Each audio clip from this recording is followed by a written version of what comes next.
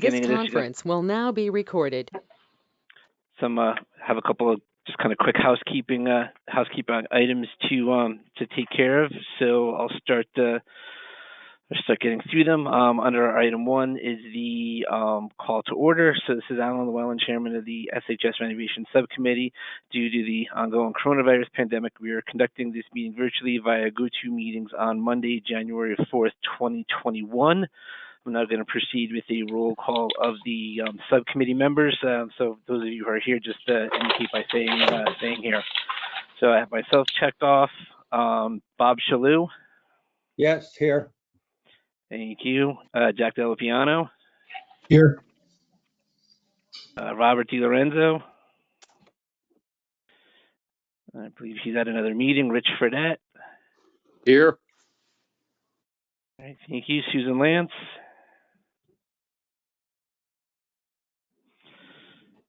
Councilman Ken Poisson. Here. Janet Robinson. Here. Dan Semf. Here. All right, now the roll call through the town representatives and consultants. Excuse me, Alan? Yep. Len Petroselli is a member. Somehow he got missed on this list, and he's... Oh, okay. All right, Len Thank you. Petroselli. Here. All right. Thanks, Len. All right, thank you, Aileen. And now going through the town representatives and consultants roll call, Mayor Hoydick. Hi, Alan. Happy New Year. Happy New Year to you as well, Mayor Hoydick. John Casey. Here. Rich Ruggiero. Here.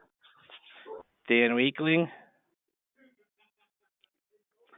Aileen Marsh. I'm here. Dan Wakeling is here, too. He probably just didn't unmute himself. No, I checked him off. I see his initials up there. Margot Paquette. Yep. Don Savo. Here. All right, George Perham. Here. Lisa Yates. I'm here. We're expecting Antonio Di Camillo to join us by phone. I don't see his initials, but he's not on this list. Okay. That was him. Okay. Paul Drummy. Here. Ron Denny. Here. Tim Kleps.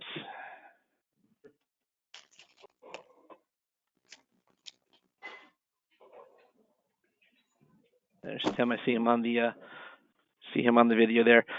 Tim, are there any other Turner team members on the phone with us this evening?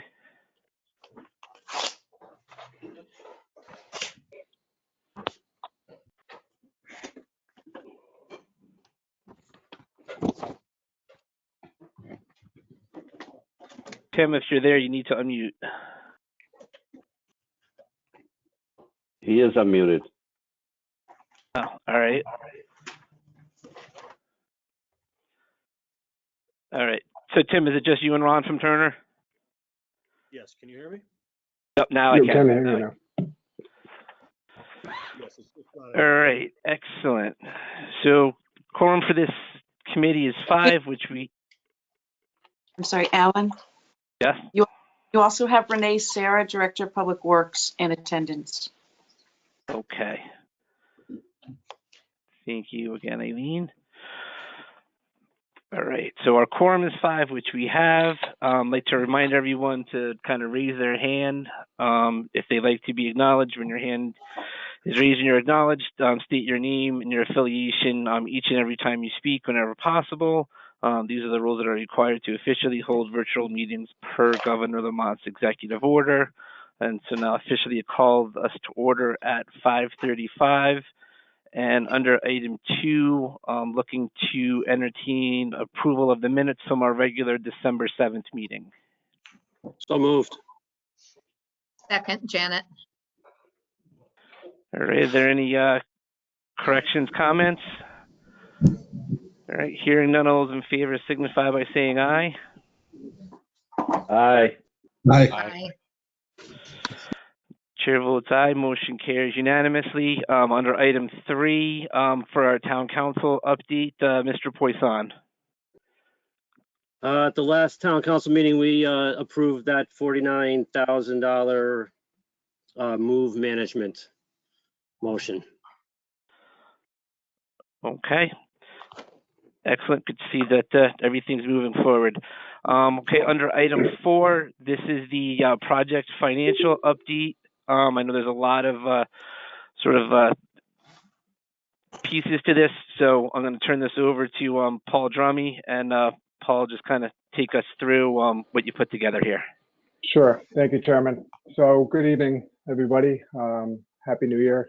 So what I put together in the distribution packet is kind of let the committee know where we are in comparison to other projects throughout the state in the last 5 years. So I attached an addenda, or appendix rather, just a full list of the priority list for this, the DAS projects, ours being the largest project in the last 5 years. And I go on to kind of talk about a little bit about Bridgeport being the one that is comparable to the project that we've been managing for some time now. And then beyond that, I kind of go to the next tier, so to speak, because Middletown's Woodrow Wilson and Branford's Francis Walsh's are really the only ones that could compare to Bridgeport and Stratford. The rest of the priority list, if you can review them in your own time, you'll see that they're considerably lower than the size of these projects, our projects in particular. So then I kind of talk about a little to date about how the town of Stratford has successfully managed this project over the last 5 years, and then talk a little bit about evaluating how a measure of project success is evaluating the cost of change orders that occur throughout a project. I went back and I have edited this from what I distributed last Friday because I was not comfortable with how I worded particular items. So 5% of change orders. So what does that mean? That means 5% of errors and omissions. So that's the kind of the parameter we look at to when you have a set of documents that you do not want to exceed 5% of the GMP. And then I go on to talk a little bit about what were the majors on this particular project, and I dive into how much we spent on unsuitable soils, the deteriorated decking for phase 3, the pandemic management, and then I go on to talk about elective change orders as well.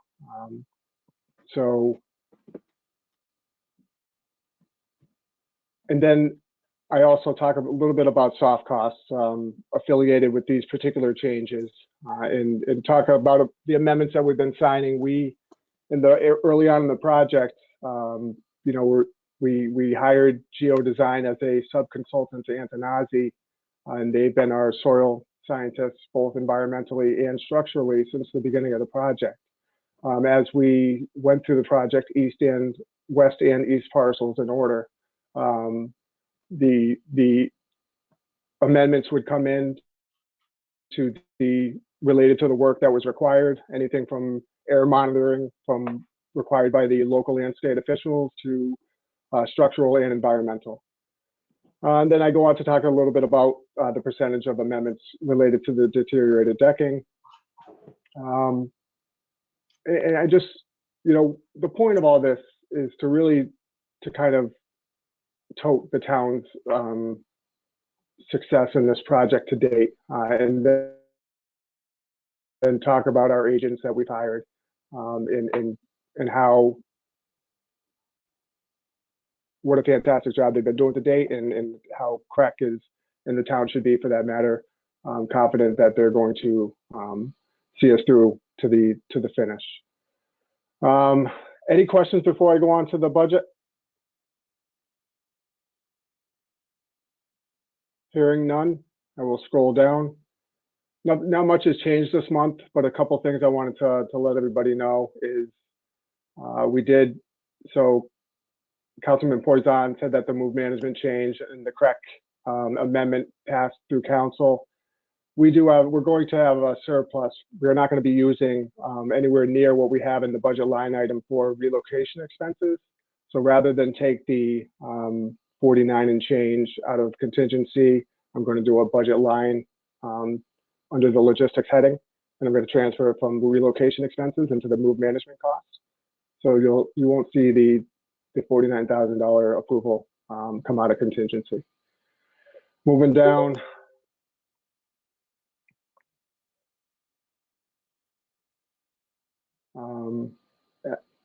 Still to this date, not much has changed since last month. The town is holding about $1.3 million in contingency, a healthy contingency. Any questions?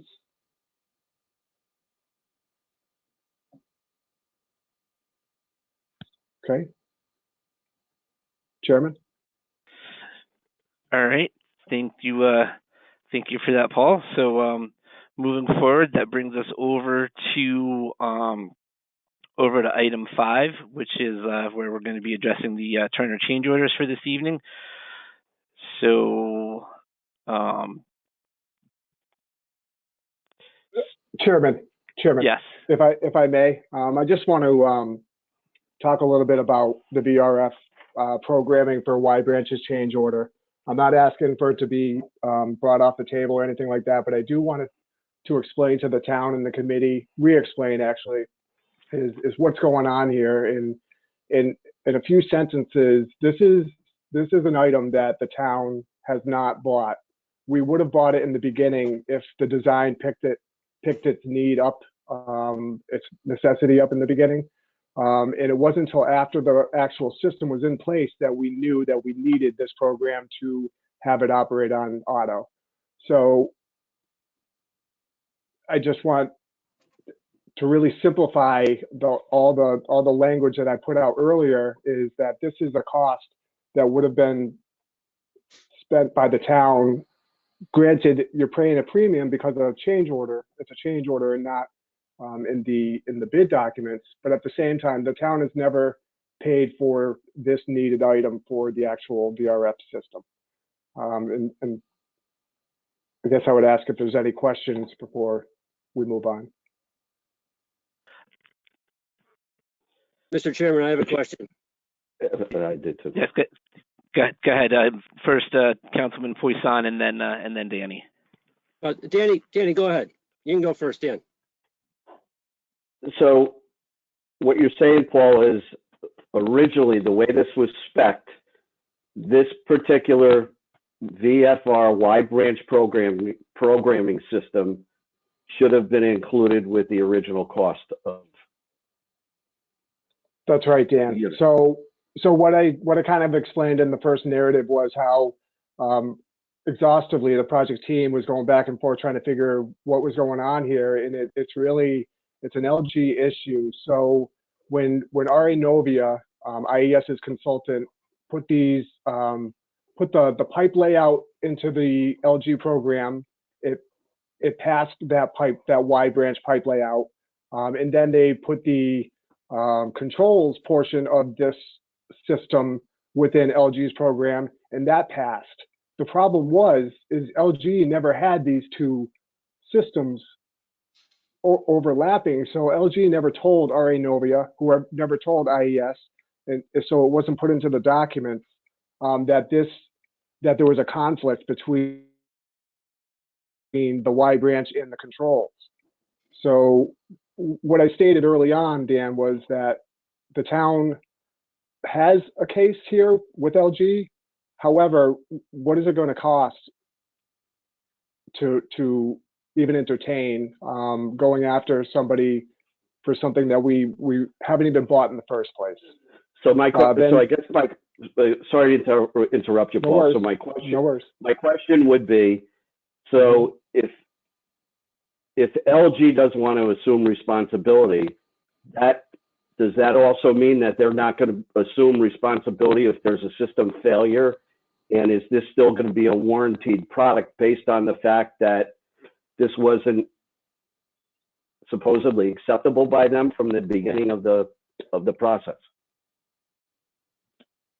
So, Tim, are you vocal now? Are you able to chime in here? Yeah, Paul, can you hear me? I can hear you now. Okay. You want me to take that question on? Yes, if you could, please. All right.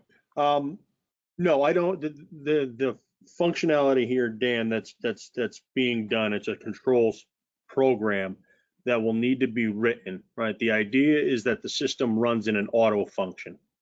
That auto function, the intent of the documents was that the system would measure the temperature in the room and automatically change from heating to cooling and vice versa from cooling to heating. Because of the Y branch, the system controls, as Paul pointed out, the controls and the Y branch don't work together. They conflict with one another because of milliseconds of time when one system could be in cooling and the other in heating. Again, trying to stay away from the really nitty-gritty detail, that the dollar value associated with the controls programming, which is this COR 276, is to create that auto function through third-party BMS controls. So the third-party BMS controls are going to monitor the space temperature, and if that space temperature gets to a certain point, it's going to turn the system into cooling. If it drops below that temperature, it's going to put the system into heating. So it's going to create that auto function through third-party controls, similar to how you have in most homes. You have a thermostat on your wall, and at a certain point in time, you flip it over to cooling or you flip it over to heating. This is a third-party controls program to have that happen automatically, so that you don't have somebody in your BMS system making that change. Got it. So this doesn't affect LG's warranty or anything with their system. So if there's anything that goes wrong with the program, we still have our warranty with LG. It's a completely different system. Okay. Yes, sir. Yep. I want to know. All right. Go ahead, Councilman Poisson. All right, I have a couple of more questions from what I was originally going to say after this discussion. Tim, is there any guarantees that this $26,000 fix is going to fix it? It's been done elsewhere. Yeah. So elsewhere, this same program has been written based on our research and IES's research, for that matter, to make this happen. So yes, there is. There was originally some concern of whether or not it could happen, but based on what we're hearing, writing the program is as simple as reading the temperature and writing the control logic. And again, I apologize that I'm not into all the details of controls programming, but writing this program in the background to read the temperature and turn it over from heat to cool, similar to what you would do at the computer screen in the BMS. So then, to really simplify things more than you are, without getting into the details, after 26 months, then we'll have auto function and we can switch from heating to cooling at the blink of an eye. It will switch. It will measure between a dead band. There's a dead band within the system. So there's a low set point and a high set point. Once you need the high set point, the system will turn on to cooling. It'll cool down to within set point and shut itself off, but it'll cool down. Again, it's not a science where it's just automatically at 70 degrees, it's going to kick itself on and off. Right. So it has to lower you down and let the ambient temperature within the room heat back up and then lower it down again.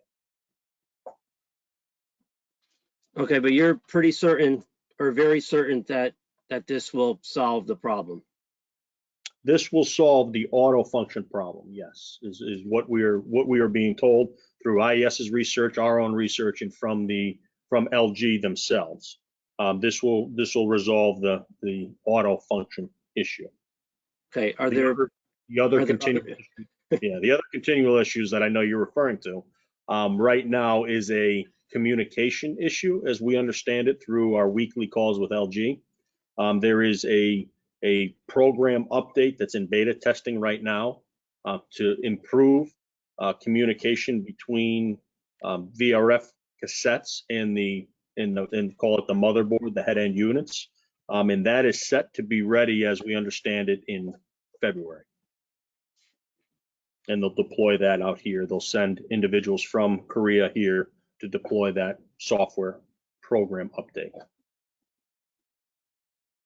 Okay, thanks, Tim. My next two questions are for you, Paul. Okay, Councilman? The first part is, did we ever get a definitive answer back from our town attorneys? The answer is no. Not that I'm aware of, Councilman. So we're still waiting for Attorney Jackson's response? That's my understanding. Okay, and the way you described it tonight and the way this discussion has just taken place here, I think has cleared up a major misconception that perhaps the committee had the last few months, was that this $26,000, we are not paying for someone else's mistake. Is that correct? That's correct. That's correct, Councilman. Tim, do you agree with that? I do agree with that. I think that the cost here is a miscommunication of product function back at design time with Design Assist. So LG, as Paul described, the disconnect between putting the piping tree into the piping program and putting the controls into that program, those two didn't see each other, right? So it was a lack of communication or a miscommunication back at design side between LG and their representative in IES. But no, I do not believe that you would be paying for anybody's mistake. There's no mistake here. Okay, thank you very much. Mr. Chairman, given this information, I'd like to make a motion to take this off the table. Okay, is there a second? Len Petroselli, I'll second it. All right, thank you. All those in favor signify by saying aye. Aye. Aye. Aye. All right, this item is now off the table. Mr. Chairman, I'll make a motion to approve this item. Second, Okay. Len Petroselli. All right. Paul, before I take a vote on this and ask for any further questions, I just want to confirm with you that in approving this, as you said, because this is something that was never brought into or never made part of the project, this would be eligible for the full 60/40 reimbursement and is not considered rework. That's right. That's correct, Chairman. All right, excellent. Anybody else have any questions or comments concerning this item? Yeah, Mr. Chairman, this is George. In response and in listening to Mr. Poison and so on, Tim, is there something in writing from LG stating that what the changes are, that have been approved by LG, and that it does not affect warranty? I think it would ease everybody's mind if we had something on paper going forward. So, you know, when we all walk away from the project, the town is comfortable that this is still under warranty. George, this is a third-party controls program, so LG would not put anything in writing to that. To make it very simple, this is a matter of writing a program. As we do right now in the BMS system, you go in and we take all the systems and we put them in cool. Then we take all the systems and we put them in heat. We do that manually. This takes that manual function away. So the BMS, we're doing it through the BMS system, commanding the system to go in cool, commanding the system to go in. This is just automatically reading and third party. Hey, this is Bob DiLorenzo. It has nothing to do with the functionality of LG systems or components. It's all to do with putting it in heat or cool, which, you know, technically you could do from the thermostat if you removed all BMS controls from it. You can control it directly from a thermostat like you would.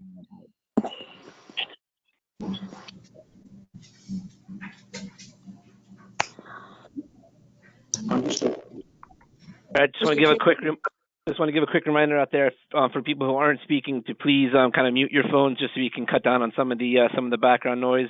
And Bob DiLorenzo, I do acknowledge your arrival, so thank you for joining us. Are there any other questions or comments, concerns with regards to number 276, the VRF programming for the Y branches? Yeah, Mr. Chairman, I just noticed this was over $25,000, so I'd just like to add to my motion that it's going to the town council with a favorable recommendation, please. Exactly, via the Building Needs Committee. I'm sure Aileen will take care of putting that together for us properly. So I've noted that as well. Are you comfortable with that, Mr. Petroselli, as a seconder? It's fine. So that's a yes. Excellent, thank you. There are no other questions, comments on this item. All those in favor signify by saying aye. Chairman, Aye. Mr. Chairman. Aye. Oh, sorry. Hold on, folks. Mayor Hoydick. So Tim, in my experience with dealing with BMS systems, especially new ones going in, the control balancing, there's usually an overlap between the contractors and the council. And I'm just wondering who is going to be responsible for this, for balancing and making sure the systems work, the programming is working, and if there's any additional charges or expenses that we'll have to incur.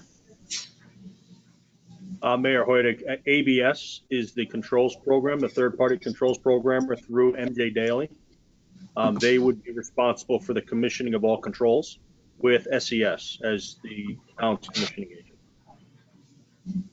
So in the contract, please excuse my ignorance for this, in the contract, how much latitude and time do we have as the client working properly, especially to our expectations?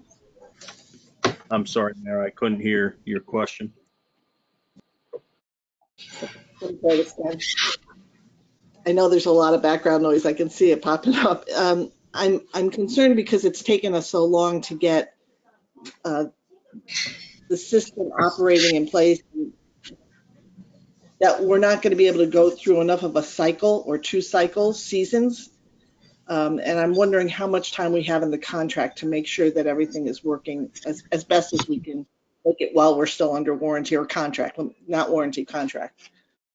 Yes, you own the first year, and you also own seasonal commissioning as part of the contract.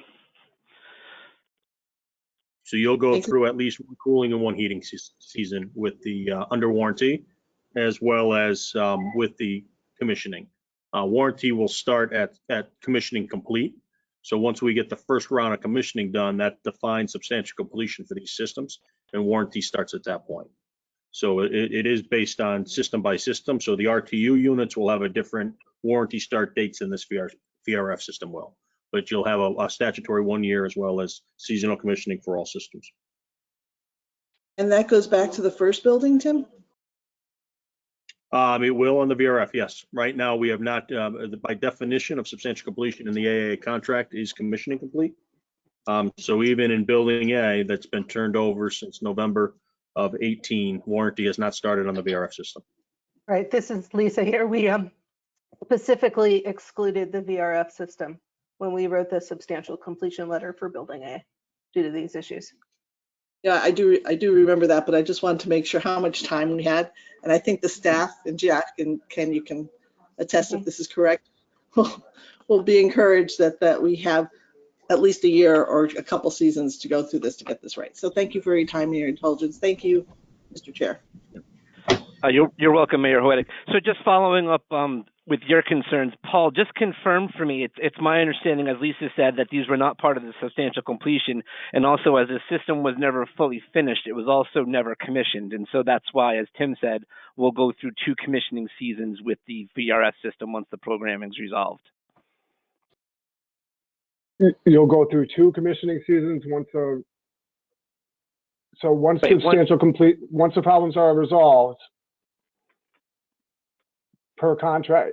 Tim, isn't it one season? No, per the contract?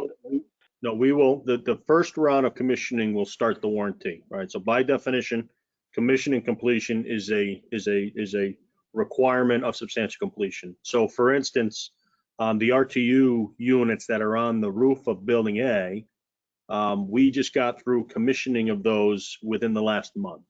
The warranty that'll come from the manufacturer on those units will start when that commissioning was complete. We'll go through one heating system, and then there'll be a cooling season, which will also require any follow-up commissioning at that point. So that'll be the same with the VRF. When the VRF system, and again, this program being implemented is not going to allow commissioning to start. The beta tested software program that's currently being tested in Korea, if that corrects the current communication issues, will then allow us to commission. So commissioning will define substantial completion, which will define start of warranty, 1 year statutory. You'll also have a 5-year on the compressors, and I think a 3-year on the pumps. All the specified warranties will start at that point in time. So it's one complete season, Tim, one heating and one cooling after substantial completion. Correct. Yeah, that's per the commissioning spec. Yep. No. All right, any final questions, comments, concerns? All right, hearing none, all those in favor signify by saying aye. Aye. Aye. Any opposed? Hearing none, chair votes aye, motion carries unanimously. Paul or Tim, are we moving forward on 293? I think that's a question for the committee. It was tabled a couple of, it was requested to get the pricing. So we pulled together the pricing to do this, and then it was tabled a couple of meetings ago. So, yeah, I don't think we're ready for that, Chairman. I think we're going to go on to COR 305. Excellent, excellent. Thank you. All right, Tim, take us through 305. okay, change order request number 305, and give me a second to get to the right screen, please. So change order request number 305. This is in relation to Bolton 35 Project Adventure upgrades. This Project Adventure is in the auxiliary gym in the current phase. There were some updated ceiling details that were required, some axiom trims at the location of this ropes course to be able to connect the building steel and go through the drop ceiling, as well as painting the exposed steel that's up there now. You have to remember we did have to abate that steel in order to make these connections. So we'll have to repaint that steel as well. And then some updated sprinkler piping layout to be able to route and coordinate the sprinkler piping around the Project Adventure devices and components. This will go through with some reconciliations of some allowances that we had, as well as previous CORs that were out there for steel required for MEP services. You'll see that in here, as well as a credit for the allowance for steel required at MEP services. So overall, total change order is in the amount of $21,833.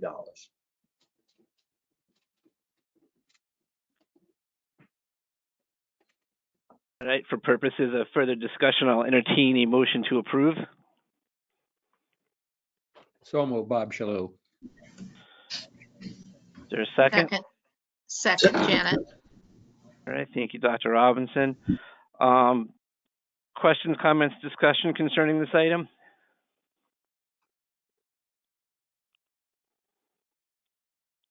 All right, Tim, thank you for putting together a very thorough breakdown on this. Like you said, it does include reconciliations of allowances, references, prior bulletins, and monies given back. So that having been said, all those in favor signify by saying aye. Aye. Aye. Aye. Aye. Any opposed? Hearing none, chair votes aye, motion carries unanimously. Tim, bring us through 306. Okay, change order number 306. This is for fire marshal request at the gym doors. We talked about this last month with some of the quarter doors so that they were tied into the fire alarm system. So the doors closed on fire alarm activation. This is for the gym doors on the east side. Total change order value is $2,010. Len Petroselli, so moved. Thank you, Mr. Petroselli. Is there a second? Fredette, second. Yeah. Thank you, Mr. Fredette. Are there any questions, comments, discussion concerning this item? Hearing none, all those in favor signify by saying aye. Aye. Aye. Aye. Any opposed?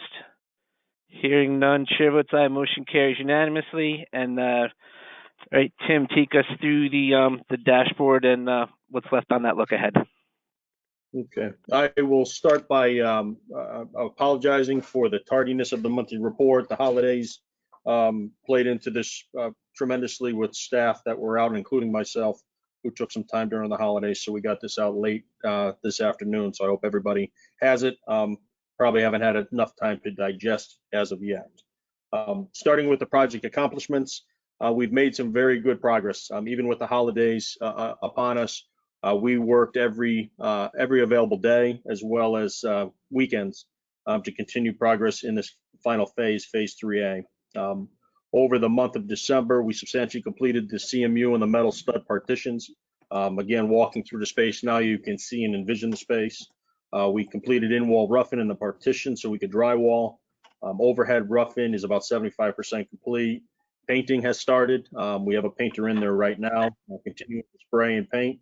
Ceiling grid is also started so that we could start dropping in light fixtures and the MEP items this coming week. Again, they're out there right now. Also working on second shift doing that. And then over in phase 2B, the phase that was completed, we're at about 98.6% complete on the punch list. There are a few items with rails, spiral stair enclosure that is in now that we're working through with some of the remaining punch list items, but in good shape in phase 2B currently. Working my way down the page in section 3, you'll see that the I should drop back section 2 with the safety. We still continue to do very well in working with the pandemic that's upon us. We have had our cases here on site that have been reported to us. Specifically, we had a case over the holiday break. An individual did arrive on site, was informed that somebody within his close-knit family tested positive. He did go out and test positive himself, so he is no longer here. He'll be in quarantine and following our COVID procedures. But we continue to clean, sanitize. Masks and face coverings are mandatory. Social distancing 6 feet or greater is also mandatory without, and if they are required to be within 6 feet, wearing goggles, face shields, KN95 masks, and making sure that, again, we're putting it on and taking it off in the appropriate measures. So we've continued to be able to move through this phase in this project here with the pandemic upon us and continuing to do well schedule-wise. As you look down the schedule in section 3, we are marching towards the 219 move-in. We coordinated that with Paul and with the move manager to make sure that that is ready to go on 219, and everything points to that 219 date right now based on what we can see. Critical activities, you can go through those, but again, the list, as you can see, is getting smaller, which is a great thing. We have in there the balancing and commissioning, the VRF system that we just talked about, the flooring warranty and issues.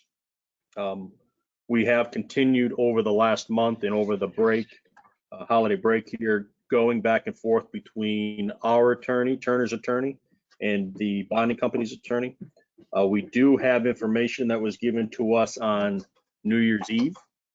They have, as we expected, are saying that it's going to be that they're claiming economic waste to further repair or replace the second and third floor quarters, and they are putting an offer out there to accept the cosmetic blemishes of those floors. We will share that information with the committee once we have a chance to go through it in detail ourselves. And then again, I talked to Paul a little earlier this morning about a potential need for a special meeting to further discuss the offer and what they've put on the table for that remediation. Continuing down through here, looking financially again, we are in a good place financially.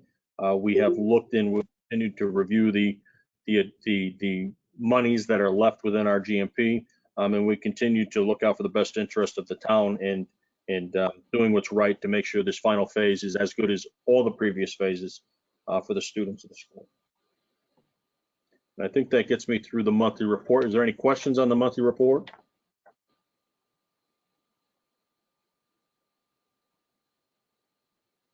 Okay. I think you did. And then, I'm sorry, can you hear me? Yep. Okay, I thought you lost me. All right, and then the final piece of information is the 6-week look ahead. 6 weeks out, we're going to be in punch list and work to complete in authorities having jurisdiction, testing and inspections. So over the next 6 weeks, we'll be painting ceilings, we'll be doing ceiling drops, flooring will start. We started ceramic tile today in the bathrooms. There are 9 bathrooms in this phase, which is quite a lot of bathrooms. So ceramic tile has started early, which is a great thing. Aluminum office fronts will be starting tomorrow. And we'll be working through flooring and millwork and final finishes over the next 6 weeks, leading us to the punch list and work to complete list. You know, and again, outside of 6 weeks, we'll follow is the site work in the final hardscape and landscape in the north lot here. Will follow in the spring. That's outside the 6 week window. All right, thank you, Tim.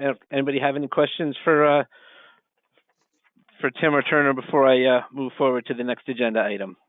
Yeah, Mr. Chairman, was the 6 week look ahead included in the files we received? I did not see it in the package I had printed out. So Paul, let's make sure that gets taken care of before our council and Board of Education ponies are issued. Understood. All right. Paul, thank you. Paul, you received that, correct? I'm sorry, Tim. Did I forget to send that to Let you? me check my, I've Okay, got the I'll make monthly sure. report, Tim. Yep. Yeah, I don't have the 6 week yet. I apologize. That is done. I'll forward it to you right now. All right. All right, excellent. So moving forward brings us to item 7, which is the photovoltaic. Paul, I'm going to turn it over to you to lead us through this discussion. All right. Thank you, Chairman.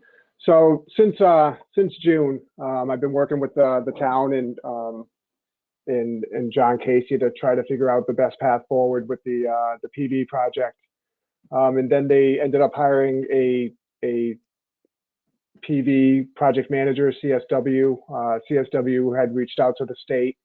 And the final decision from the state is that we go forward with a phase 4 on this particular project. What I did here is I kind of did a snapshot of the RFQ, the CSW's obligations. So I think from this point forward, we're going to ask them to join the meetings and give us a detailed PV update from this point forward. And then their obligations are to get the package together, the grant preparation, create the project manual, go out to bid, make a recommendation for award, and then, they're hoping to have all this done and out to bid by March. So I'm confident that they're going to do so. Nothing has led me to believe that they won't, Alan. Saban is a sharp project manager from the experience I've had with him thus far, and I'm confident that he's going to serve the town well. So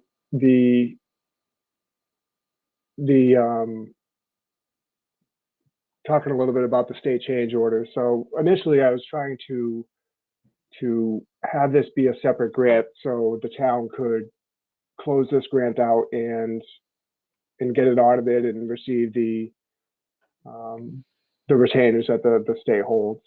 To be honest with you, to date, they haven't gotten any further on their state change order review to date.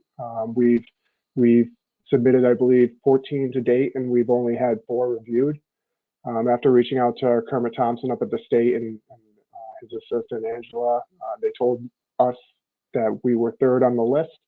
I will reach out to them again and ask them what the timeline is to start reviewing our state change orders, 5 through 14. And I will let the committee know what the outcome of that is. All right, this is Lisa here. Just to add on to that, they were swamped at the end of the year. I'm hoping that the state, their schedule is going to open up now that they've closed out a bunch of unrelated things at the end of 2020. Okay, thank you, Lisa. Mm-hmm. Any well, questions? I have a question. Sure. Hi, it's Dawn. When you just mentioned about, the separate project and the closeout, does anybody have a feel for how long it's been taking the state to do the closeouts and release the last payment? I'm not familiar with the one I was working on when I was in trouble, I don't think has been audited yet. So I'm just Yeah. curious. I know. John, unfortunately, I don't have an exact timeline for you, but I do know that it's not the timeliest of manners. If George, Lisa, you want to chime in and give an idea of when the auditors would come out and finalize everything? Unfortunately, I can't be more specific either, but I know it takes a while and they're swamped. Right. Yeah. This is Janet Robinson, and George, I didn't mean to cut you off. My experience has been the audits can come 5 years later. I've had several projects that have just gone on for years. So I wouldn't look for it right away. That sounds I about was right. going in the same direction. It's been really all over the lot and up to as many as 5 years. It really depends on, their workload, how fast they get the information, and there's a lot of going back and forth. So it really depends on the aggressiveness of the community. So that's going to be what we're going to try to make it as short as we can. Right. So if we just don't hold me to the schedule, but if we go out to bid in March and we're done with the construction by late summer, early fall, and then shortly thereafter close everything out and we're submitting our EDO 49F in September. That's the trigger right there.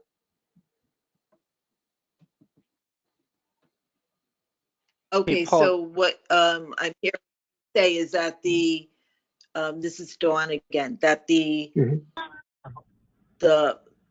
so take being part of the project isn't really going to delay the closeout of the project. Is that what you're saying? That's what I'm saying, Don. And even Okay. judging how long it's been taken so far, I almost think that we'll be done with the installation of the PV before they're done reviewing our change orders. This is Bob DiLorenzo. I had one question. What do you mean by the aggressiveness of the community? Not sure what that means. What point are you trying to make there? It's me pushing back on them and constantly hounding them to what we can do to make their life easier. Just constantly keeping up with them, Bob, and saying, trying to help them and really pestering them, so to speak. Yeah, Bob. Well, Paul that's your didn't job. You got to have mean to do us. it, right? Right. Paul didn't mean us. Paul meant it's really him. Representing the community. Yeah, As I know the that. I'm just wondering Right, what was meant by the term. That's all. Right, as the community's representative, right. All right, what's next, Mr. Chairman? Okay. All right.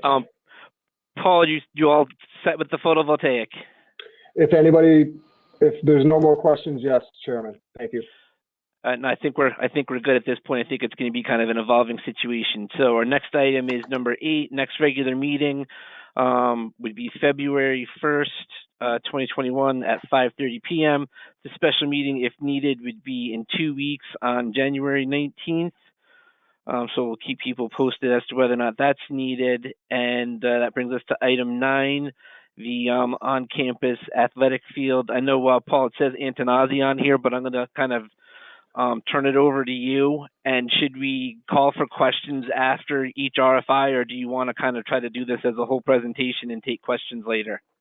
No, I'd like to go RFI by RFI. And I'd like to take the lead, if you don't mind, Chairman. Nope. Go ahead. You have the floor, and I'll let you kind of work through this with Antonazzi and Stantec.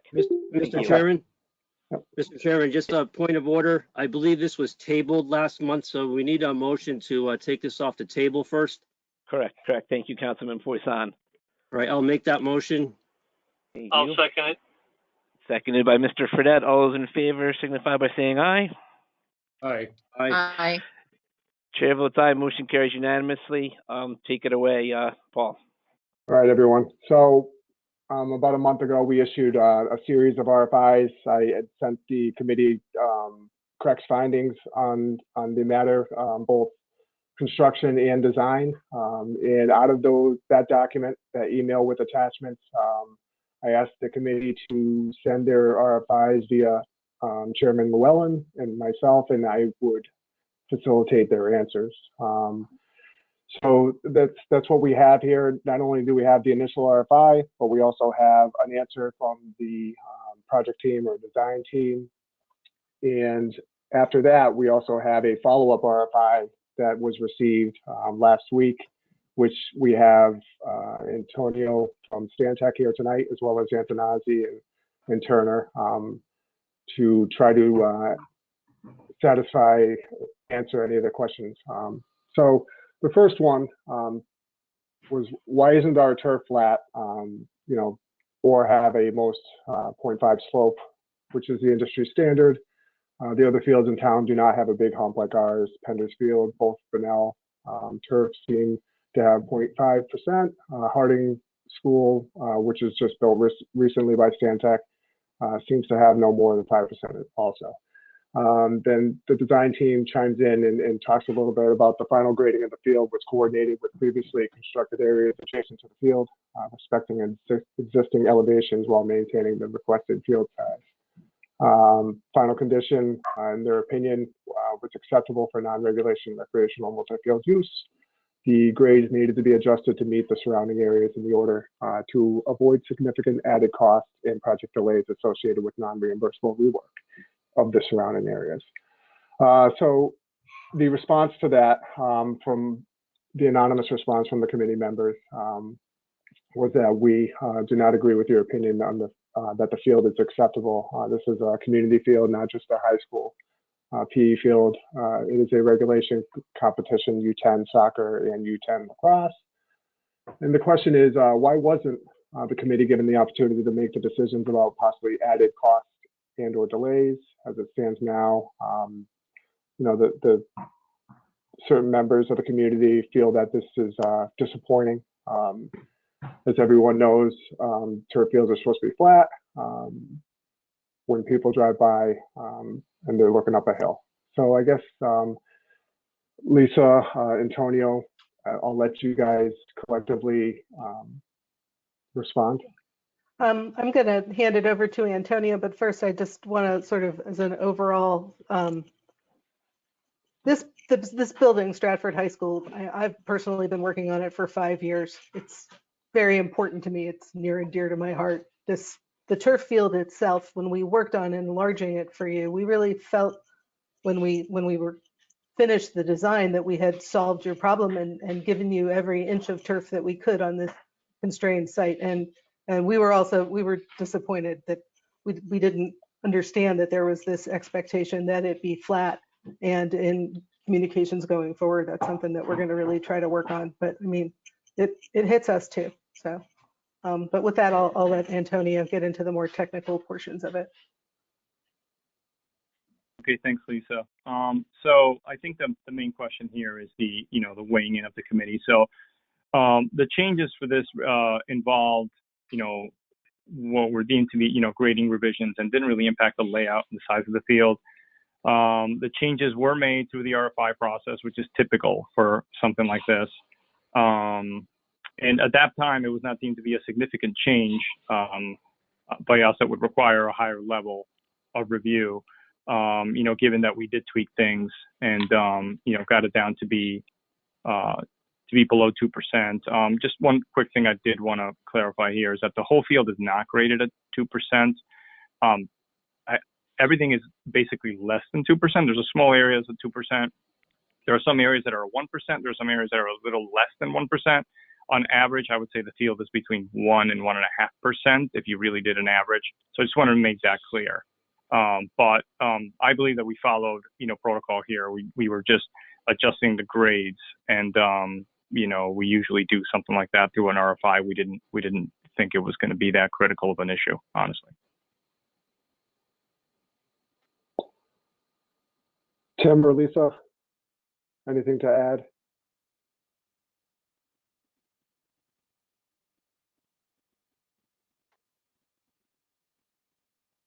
Hearing none. Are there any follow-up questions? I was rattling on muted. I apologize. Oh, sorry. Um, Okay. I just wanted to address the U10 and lacrosse and soccer fields. We were not specifically aware of those because the striping was applied later, but the slope of less than 2% is acceptable for NCAA, so it fits the bill for the youth sizes as well, from what we understand. And Antonio, you're going to confirm that for me since you're the civil engineer. Yeah, no, that's correct. We did have that discussion today. So yeah. So Antonio, I guess my question would be is, while the percentages are fine, is this hump in the northwest corner, center northeast corner, is that going to affect the play of the field? So if somebody's on the left side where it's more flat, and then somebody's on the right side where there's that mound, I guess there's some concern when it comes to that. I mean, I would say, yeah, no, go ahead, Paul, sorry. I'm good, Antonio. You're ready. Oh, I mean, I did speak to some of our, turf field experts a few weeks ago and just kind of, went through this with them, and they didn't think that it would have significant implications to playability. Just given the fact that it is very smooth, the grade transitions are really smooth. They didn't believe that would be an issue. Turf fields, try to mimic synthetic turf fields, attempt to mimic natural turf fields, right? And you do have natural turf fields that are at 2%, that are well maintained, that are really short, nice grass. So I don't think it's a significant deviation from general standards.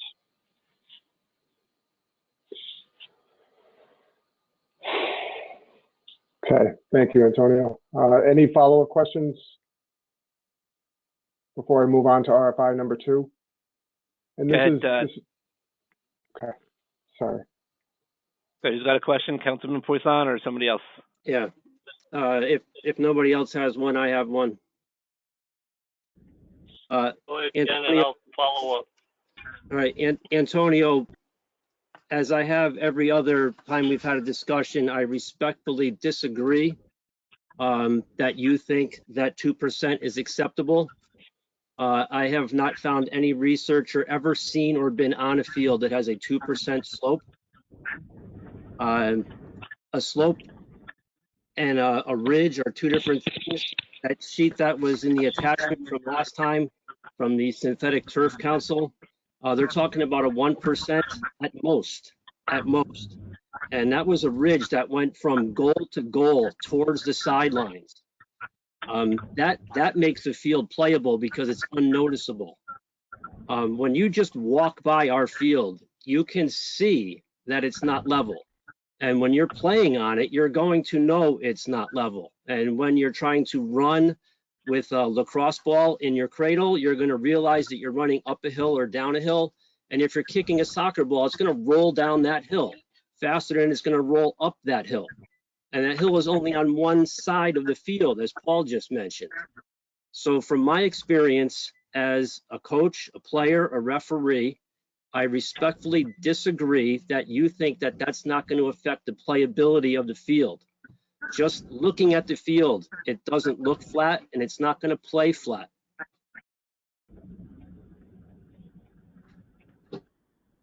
Understood. Yeah. Hold on, Ken, I'd like to follow up to that if I could too, Councilman, Chairman Llewellyn. Hold on, Bob, Mr. DiLorenzo, just hold on for a sec. Antonio, do you have any comments you want to make at this point? No, no. Okay. All right, go ahead, Mr. DiLorenzo, and then after that, Mr. Fredette, I think, has a question as well. Yeah, I mean, just going off of what Mr. Poisson said, he's exactly spot on. I mean, from coaching to reffing, we don't really have any excuses of why this has happened. I guess my first question would be, was this the expectation that was set forth by you guys to us in the beginning? And If not, why isn't it being fixed? I mean, it just seems like the excuses continue to pile up. They continue to roll on, and it's just disappointing. It's disappointing to the parents in the community. It's disappointing to the people who work hard on the committee. It's disappointing to the kids who could be laughed at for having an uneven field. It's just a huge disappointment, and I think. Somebody has to do something. Somebody has the power to do something, and that's all I'm asking for. All right, thank you, Mr. DiLorenzo. Rich Fredette, are you there? Yes, I am. Okay. As I stated 3-4 months ago, when I first noticed that field had a hump in it, and every answer that we've gotten since, I'm totally disappointed in the answers and anybody trying to resolve this problem for us. Nobody asked for a discount. Nobody asked for a percentage. We want what's best for our children, and a flat field is what's best for our children. We paid top dollar. We deserve top dollar product. Again, Mr. Chairman, I cannot support us going forward without some legitimate answers on when this will get fixed and how they're going to do it. All right, understood, Mr. Fredette. So, this is Antonio. Can I add something really quick? Sure, go ahead, Antonio, and then Paul, I'll let you get to the RFI too. Sure. So we obviously, I understand that this is not the ideal grading for a field. We clearly understand that.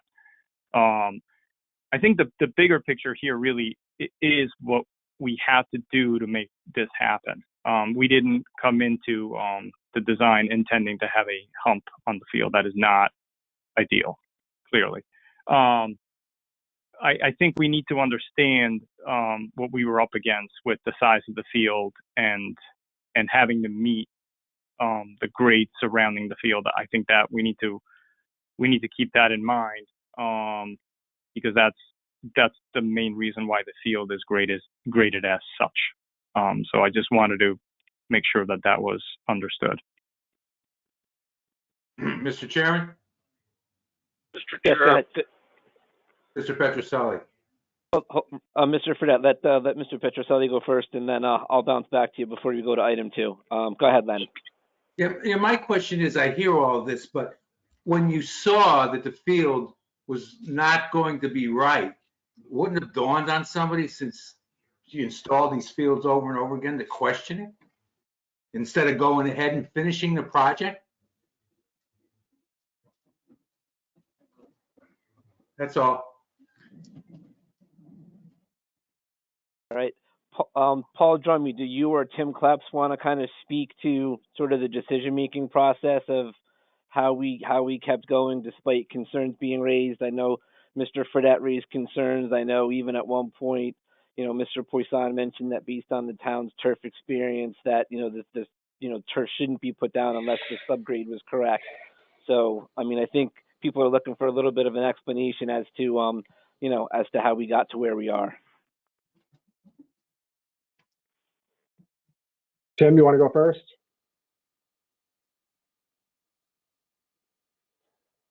So, you go ahead and I'll follow up. All right.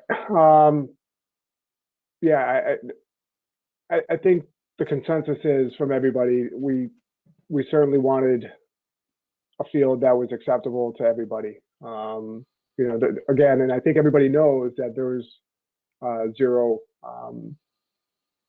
malice. It's not the right term, but so here we are with a hump in our field. And could we have stopped it when Rich said that during the September meeting? I noticed it going uphill.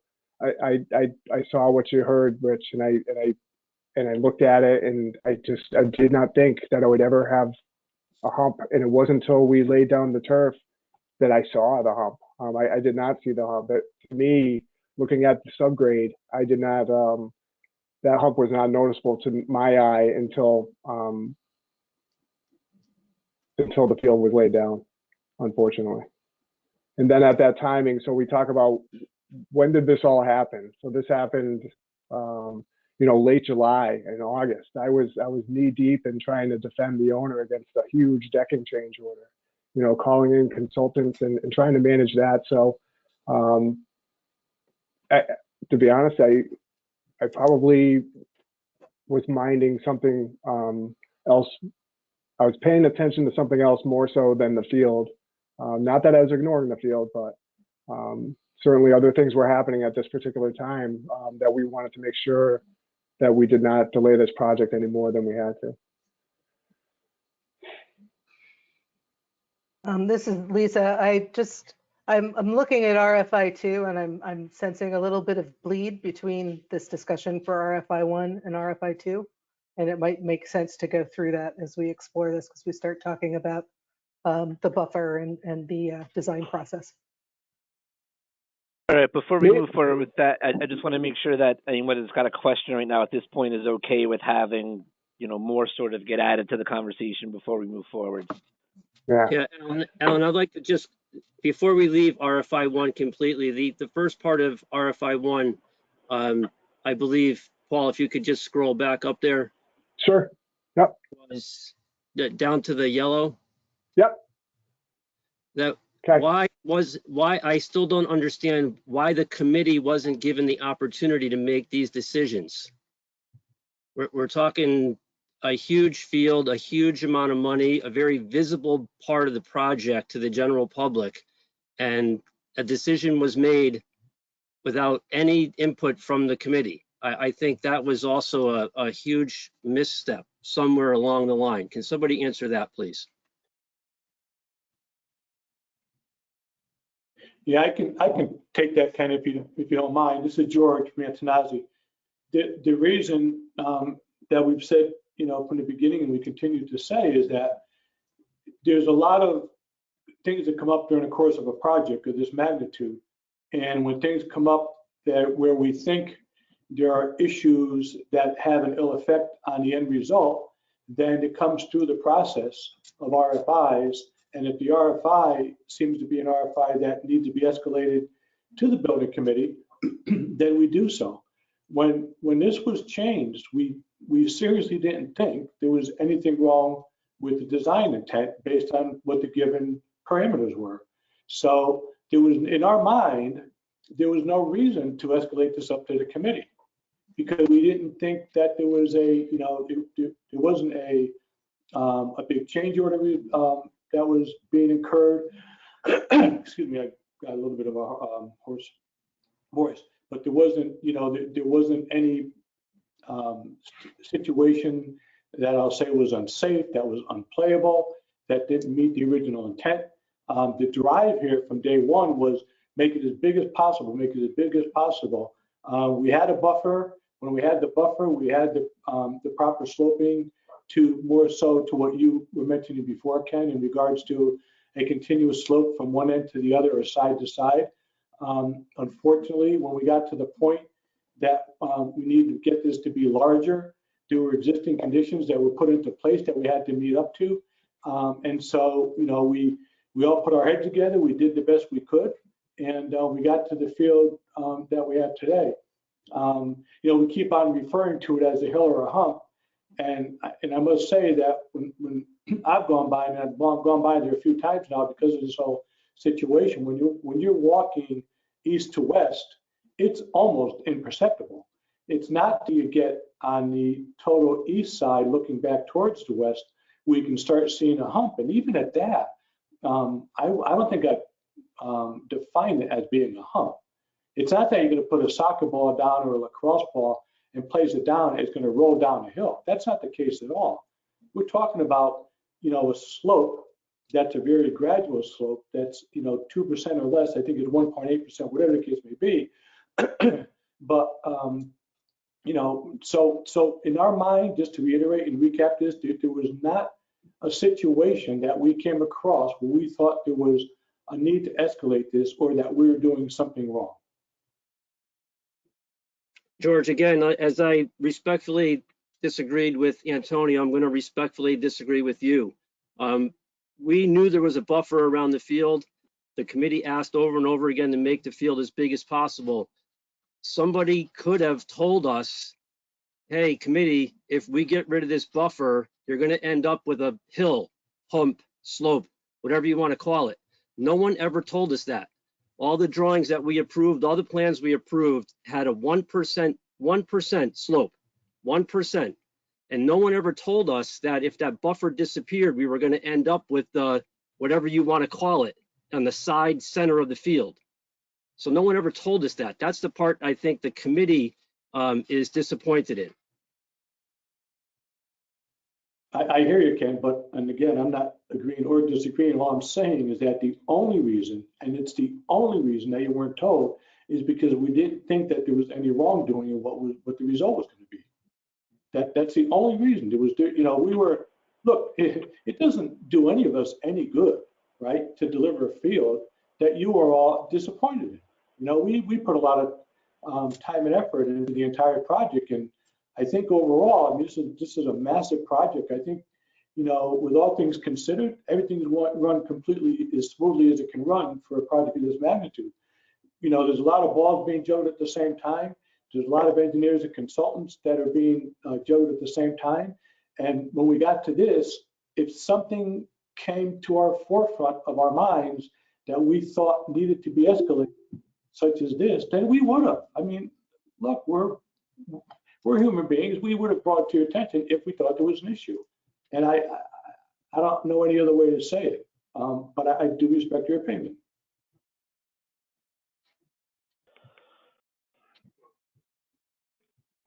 Mr. Chairman? Yeah, go ahead, Mr. Fredette. Well, I've been listening. I've been listening for months, and I still hear the same excuses, the same soft shoe, the same dance. It comes down to me, are we going to get the field fixed, and what is it going to take to do it? I mean, the excuses are all in the past. What are we going to do to fix it, or are we going to fix it, and what are we going to do how are we going to do it? So, Mr. Fredette, Paul Drummy here. So I think soon after this meeting, Craig will get, all the information together and issue a private narrative to the town and to weigh out what the options are. Is that fair? Okay. Yep.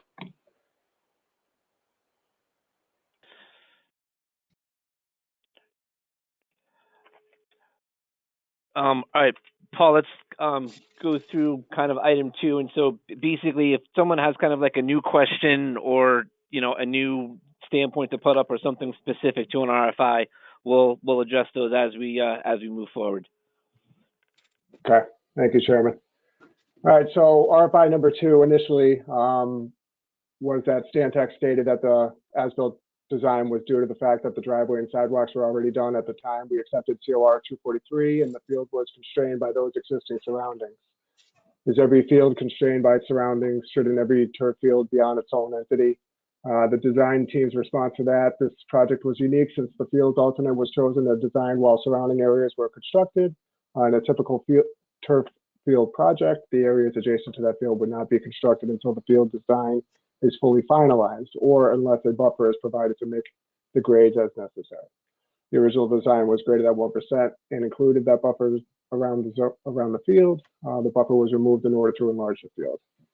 Follow-up question by a committee member was, why wasn't the committee made aware that when the buffer was removed, that the hump would appear? Was it ever clearly explained to the committee? So it sounds like we've kind of talked about this in RFI number 1. Is there any questions before I move on to RFI number 3?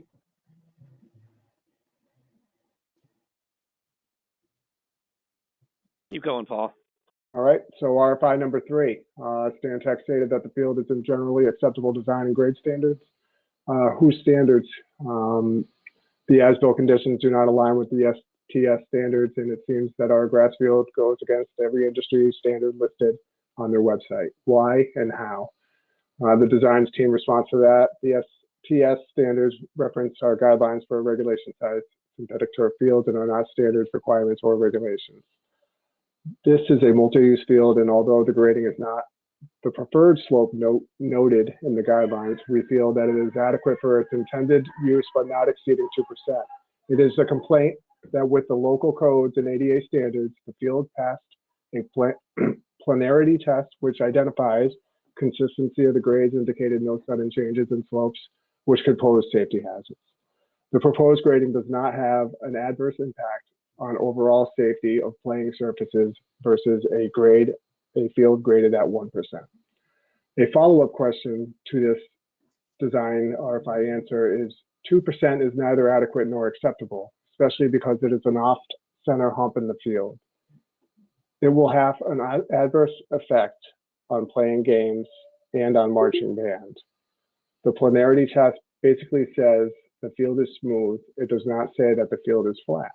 The reference STC document clearly states that high-end construction has 0.5%.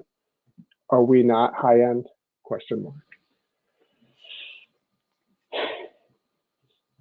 Alan, I'll let you take it over from there. Antonio, do you want to? Yeah, sure. I mean, again, this is, just going back to the previous answers that we had, is, the grades are what they are for a reason. I think we've said it several times that, our hands were tied in some ways and had to meet those grades. So that's where we are. So it doesn't mean that it's not high end. I mean, the grading is not ideal, but the field itself as a whole is certainly high end.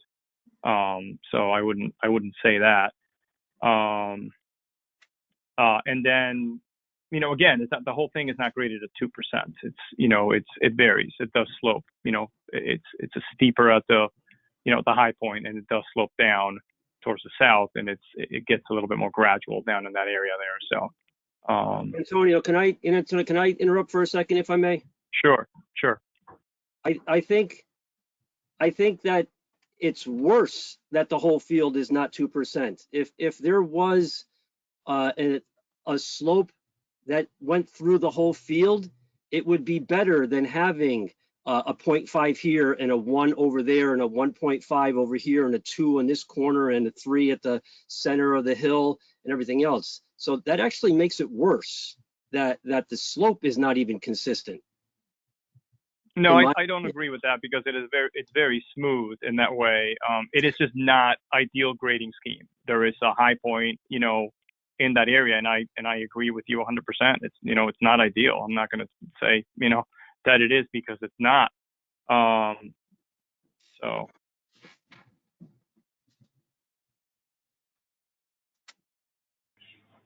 So Antonio, this is Bob DiLorenzo. So based upon what Mr. Fredette had said, and Ken and everyone voicing their opinion, you guys as a team are coming back to us with a resolution. Is that correct? I would have to defer to Lisa on that. I don't know what you mean by resolution. Resolution in terms of, we haven't heard anything in terms of whether the situation will be fixed, it's not going to be fixed, what's going to happen. I mean, you're listening, we're listening. The bottom line is the job was done incorrectly. So Bob, I can kind of field this one for you. And Paul mentioned it a couple minutes ago. He's going to kind of get all this information put together, and he's going to kind of put a narrative together with kind of the options for the subcommittee. Gotcha.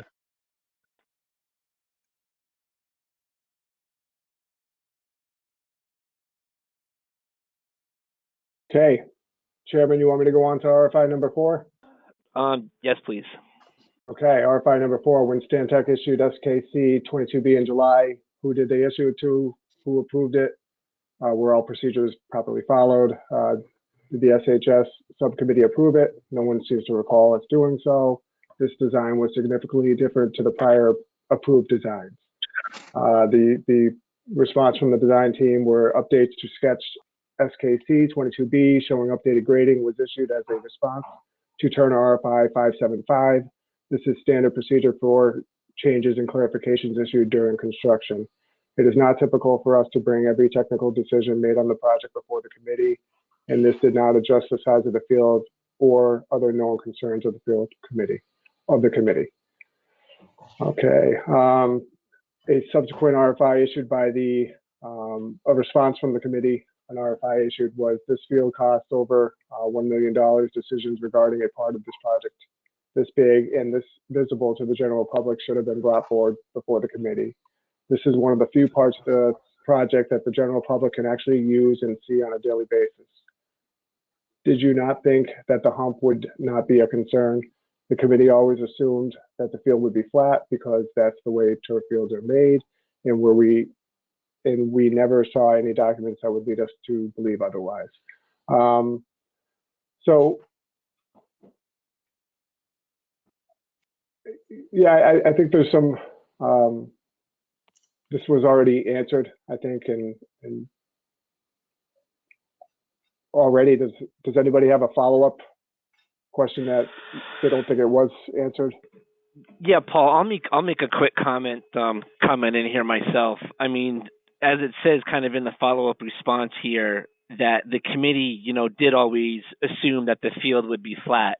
I mean, I think the committee's intent was always that this would be kind of a smaller on-campus size version of Pender's Field or of any of the fields that are just in the process of being put down up at Bunnell.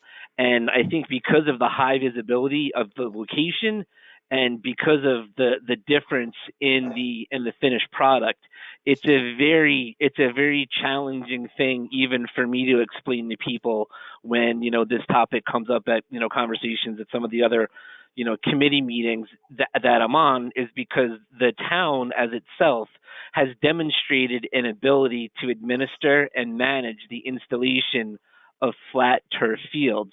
And so as a lot of this subcommittee's questions come up, it's a lot of the questions that we get when we're interacting out with the general public, as everybody's kind of saying, why, when there are other examples of, flat turf field successful installations.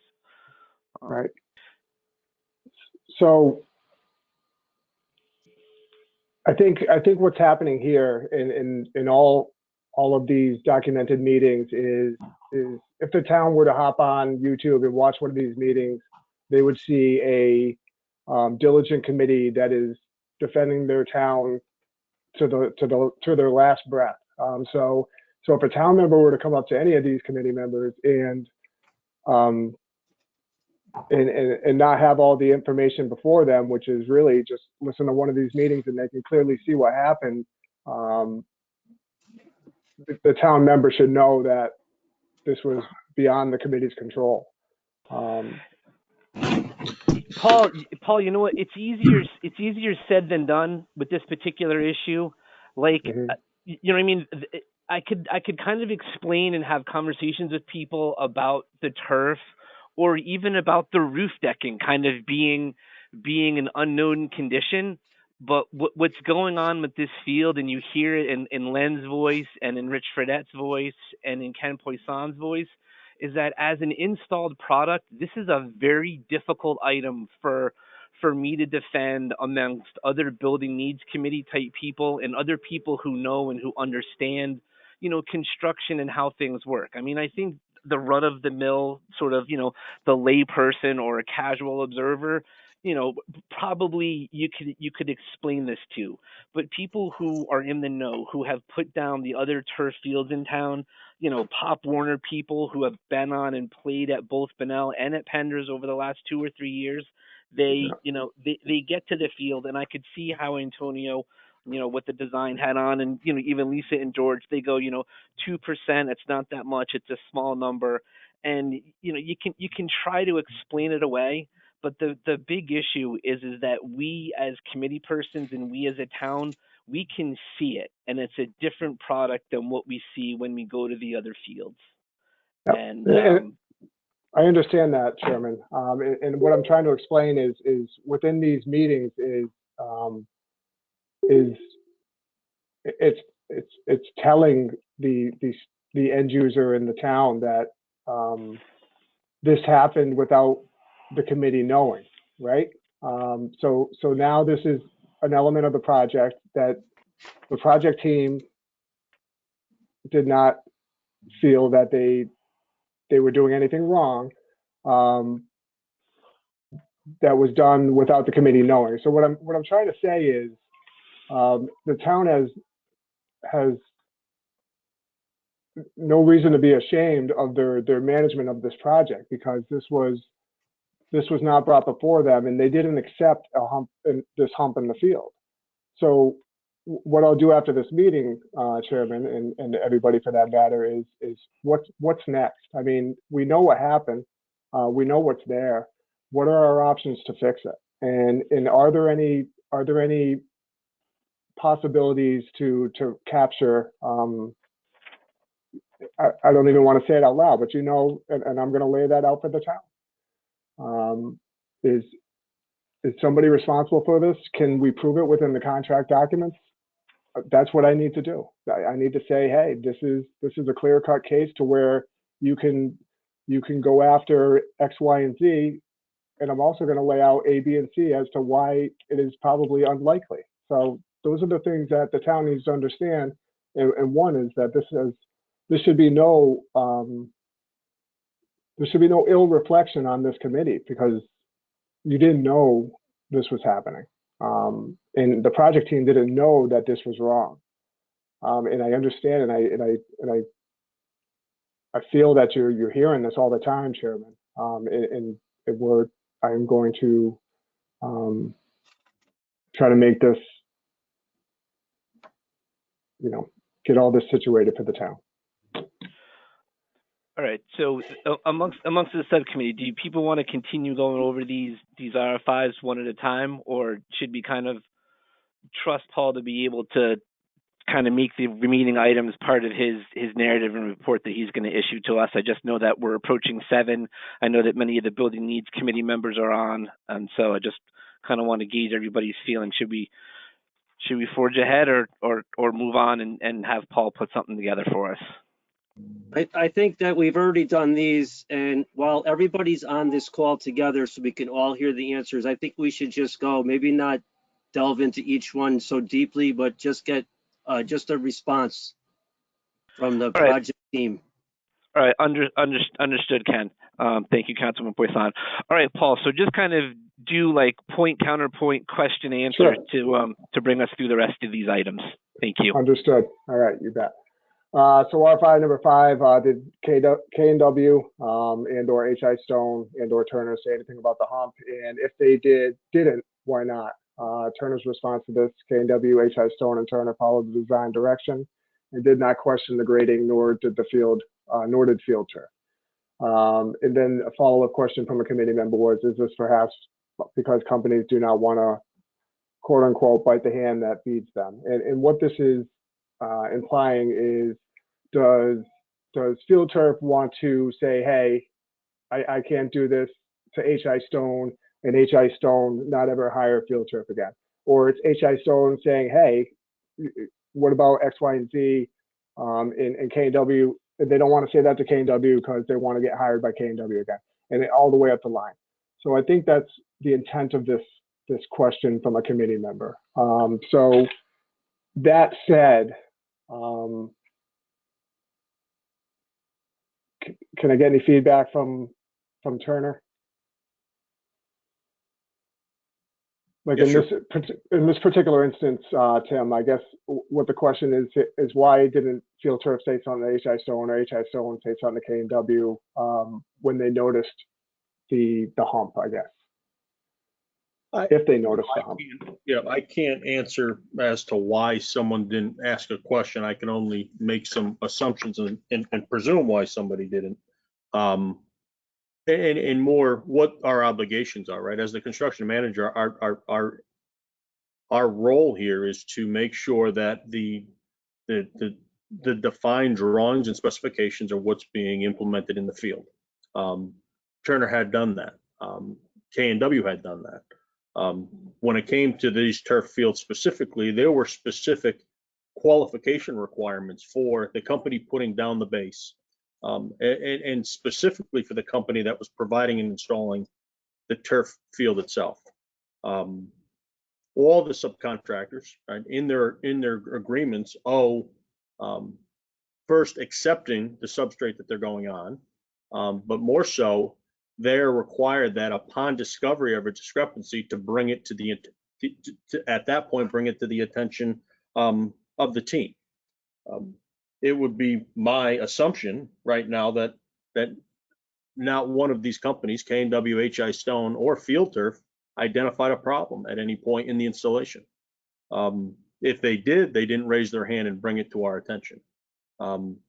Again, they you know, K&W does the initial work, and HI Stone accepted K&W's work. HI Stone did their work, and then they handed it over to Field Turf. Field Turf has done all the fields here in town, and that's why they were chosen at a premium for this project. Why they didn't bring it up prior to installing the field, I don't have that answer. I don't know.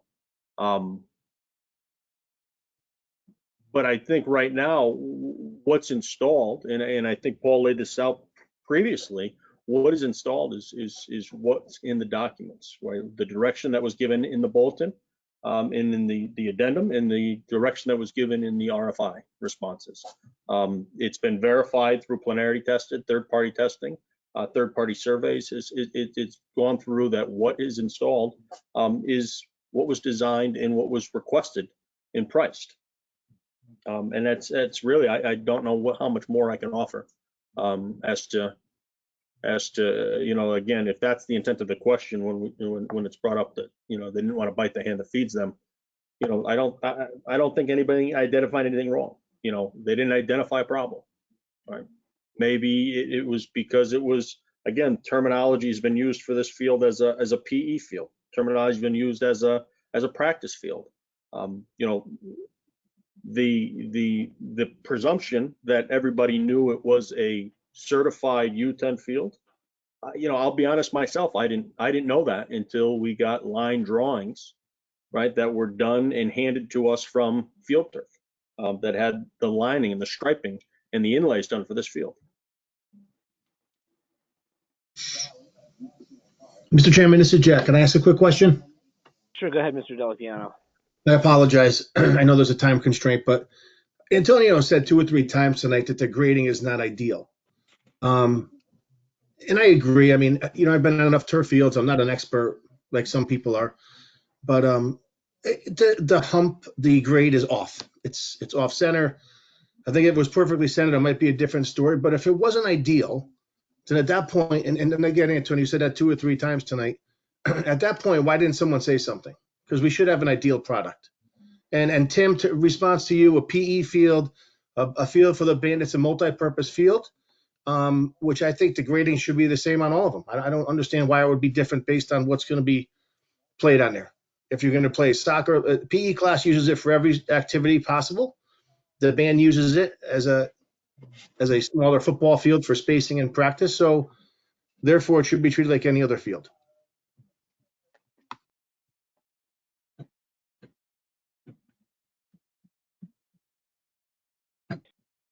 And I think maybe the original question with the whatever the bite the hand that feeds them, it's just because none of the companies, Field Turf, HI Stone, K&W, Turner, all the way up and down the line, Antonazzi, Stantec, everybody, just because nobody said anything doesn't mean that nothing's wrong either. Tim says he assumes that nobody said anything because they accepted it. Well, maybe they just accepted it because they didn't want to be the one to say, hey, wait a second, somebody made a mistake. I'm not in the construction industry, but I know in other industries, sometimes, you know, the person that opens their mouth kind of is excluded in the future. So I don't know if maybe that's what that was implying. So I don't think, like Tim said, I don't think anybody knows why nobody said anything from those companies. But Tim, you're correct. You guys built what was drawn, but what was drawn was never approved by this committee. And I think that's the thing that we cannot forget.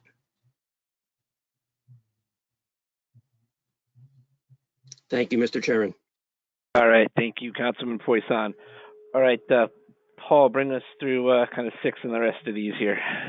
All right, Chairman. R56, please explain how the field's planetary report states that there are no deviations.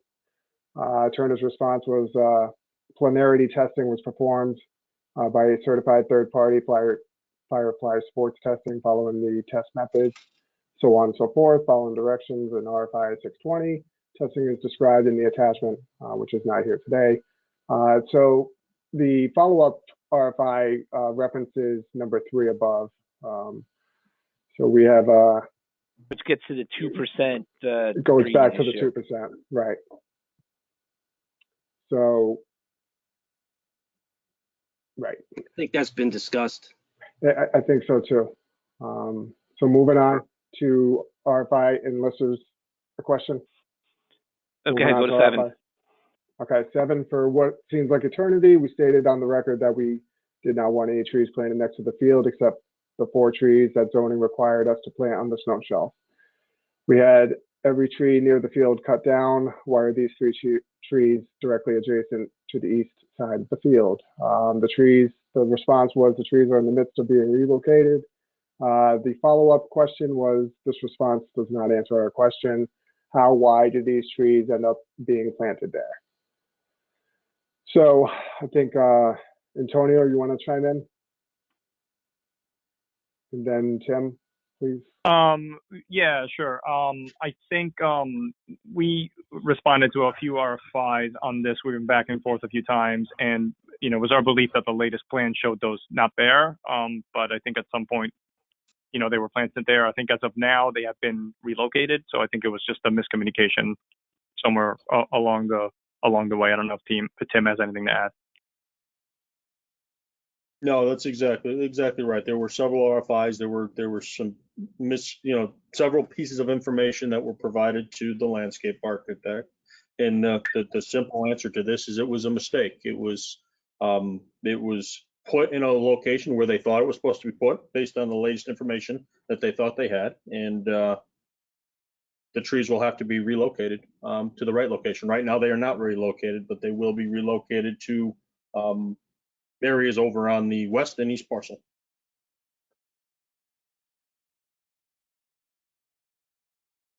Any questions?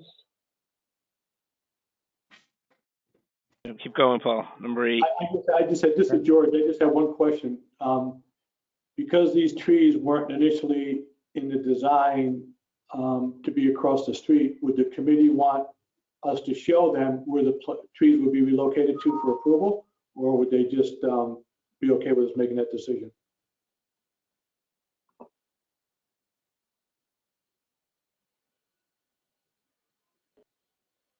So put a little bit of humor in this conversation. I will say, as long as the leaves are not going to blow on the turf field, I don't care where they go.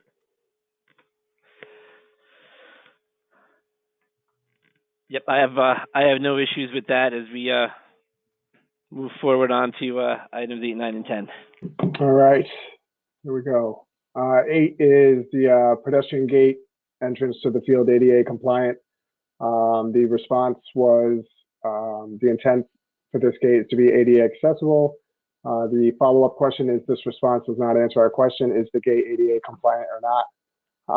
How and why? Antonio? I can respond. I can start with that. Maybe Tim can chime in. No, it is definitely not ADA compliant because there's a short step there at this time. So I just received some more as-built shots in that area this afternoon. Honestly, I haven't gotten a chance to look at those very closely, but we're going to work with Turner to see what we can do to fix that, because the intent on the design plans was to make that ADA accessible. That should have been flush. So how did it happen then? Tim, I don't know if you had a chance to look into that. Yeah, I will say right now, Ken, we are trying to get that answer. We just had the survey done over the break. We received the survey results this afternoon at around 2 o'clock. I see some discrepancies at the sidewalk where this gate is. To me, it looks like there's a 1.2 inch problem, just again, at face value that we have to sort through to find out why there would be that 1.2. Again, looking at the bulletin and from the subcontractor, right, the question would be, why wasn't it brought up that that wasn't flushed out? The subcontractor didn't know it was an ADA, or the intent was to be ADA, based on the bulletin. So we need to sort through and find out why that ended up 1.2 inches lower than where it should be at that location. And again, I'm not including the grade from that sheds water off the sidewalk, because that'll add at the curb line. But we need to sort through that, and the information was just, like I said, just provided to us at about 2 o'clock this afternoon.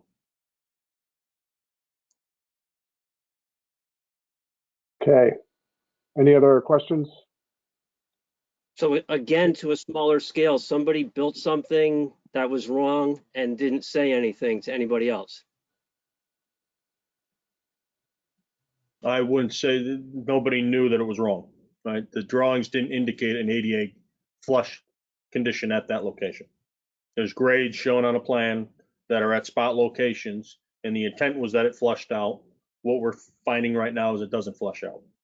So something occurred during the build, but if the subcontractor, the installer, knew that it should be a flush condition, then I would have expected them to bring it to our attention. Did the drawing say for it to be ADA compliant? No, sir. Whose drawing was that? Is that yours, Antonio? That's my drawing. It doesn't say that it should be ADA compliant, but it is sort of implied because of the height of the curb and the grades at the crossing. So again, we're going to look into this a little bit deeper, but as far as I'm concerned, the grades that are shown on there should have had that area be ADA compliant. So, or ADA could have been clearly stated on the drawing.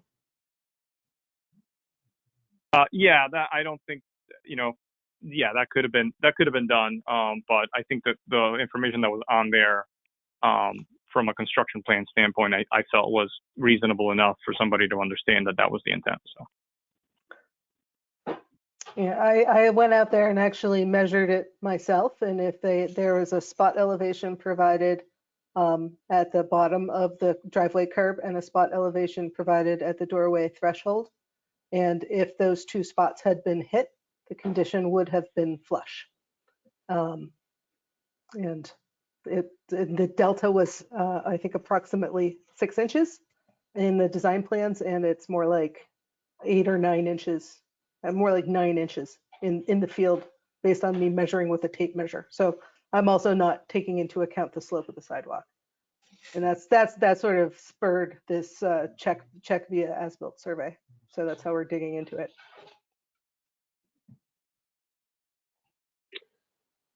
Okay, any other questions before moving on to RFI number 9? Okay, so this, the long and the short is there's a gap underneath the rolling gate. The latest communique is allow us to reword the original question. Can the big gap under the rolling gate be fixed so balls do not roll or bounce underneath the gate? And the answer is yes. So we are close to having the final meeting with Councilman Poison to approve all the measures to keep all the balls within the perimeter of this field. I think by the end of the week, I imagine we'll have that information together to where we can have another go-to meeting and get a sign off.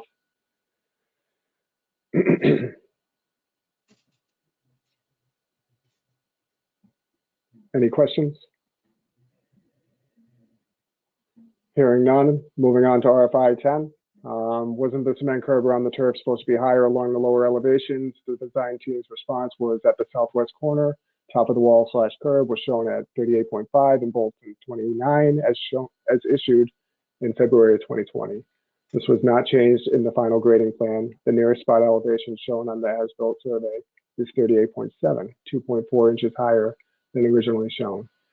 At the southwest corner, top of wall / curb was shown at 39 inches or 39 feet. In bulletin 29, this was dropped to 38.5 in the final grading plan to accommodate adjacent grades. The nearest spot elevation shown on the as-built survey is 38.6, 4.8 inches lower than originally shown. We have a couple sketches here that have been reviewed by the committee. So a follow-up question to that is allow us to reword the original question. If the cement curb / turf anchor was all at one elevation, would the field have been nearly flat? Why didn't this happen? Since you say you could not adjust, lower the existing sidewalk / driveway, could you have raised the remaining areas? Antonio. Yeah, so we did take a look at this here, and the issue is raising the bottom of the field would I think help slightly. It wouldn't help obviously the the high point there on the driveway. It would have helped a little bit, but that area right now is at like 1%. The problem is that raising that area would have required to raise the east and west sides also. And what raising that doesn't help you with is the slope from the high point to King Street, right? Like that slope there wouldn't have been fixed with this. So I don't think raising that all in itself would have solved the problem here.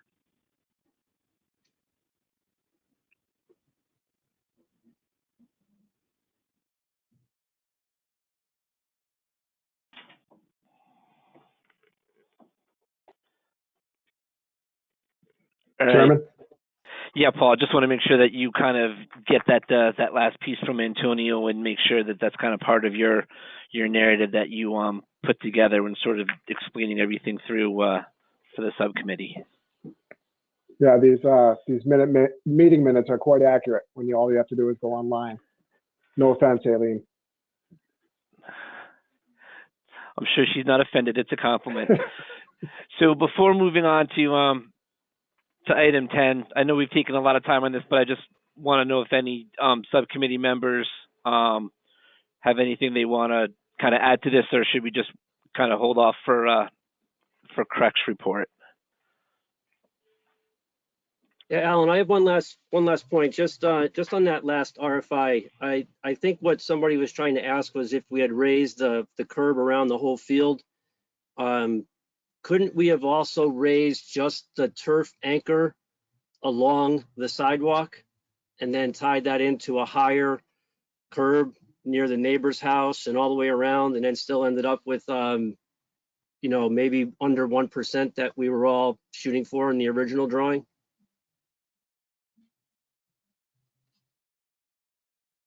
I think as of right now, the east curb already has like a 6-8 inch reveal, which we had to do to get the grades to where they are now, because it would have been worse if we didn't actually do that. So we did incorporate raising or revealing some of the turf anchor. The problem is once you go beyond like 6 or 8 inches of turf anchor, now you're turning it into a retaining wall.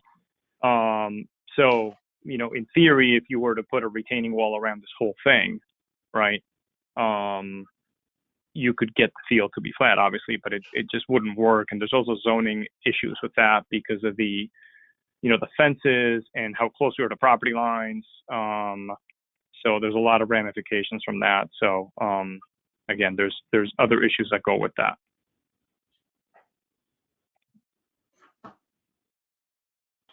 Could the turf anchor have just been lowered along the sidewalk, along the driveway there? The issue with that again is that we're up against the sidewalk, so lowering that would require a retaining wall on the. Yeah, but couldn't you have just made a turf anchor inside the sidewalk on the side of the turf field? Yeah, no. The issue with that is that now you have an exposed wall that is a safety hazard, so we can't really lower the field with the wall there. So that's part of the problem with that. So the way to do it would have been to raise everything, lowering that area. And then obviously, you have ADA accessibility and emergency vehicle access issues. If you were to put, if you were to lower the hump and, put a wall there, that wouldn't work in that area as the site is right now. Right. Well, the emergency gate could be moved to the, I believe the east side where the parking spots are. We could have lost a couple of spots there and put the emergency gate over there. I mean, there's tons of stuff that we could have done. All right, thank you.